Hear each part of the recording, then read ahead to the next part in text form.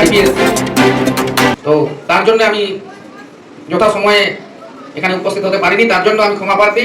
কিন্তু এটুকু আমি বলছি, একজন বিধায়ক হিসাবে এই জায়গায় উপস্থিত হয়েছি, আমি কথা বলবো যে আপনাদের ম্যাডামদের অনুরোধ করবো, আপনাদের যদি, আমি জানি যে দীর্ঘদিন ধরে আপনারা এই স্কুল কেন প্রতিটি স্কুল, আমি যতগুলো স্কুলে গেছি সেই স্কুলগুলো বিভিন্নভাবে তারা বঞ্চিত হয়েছে।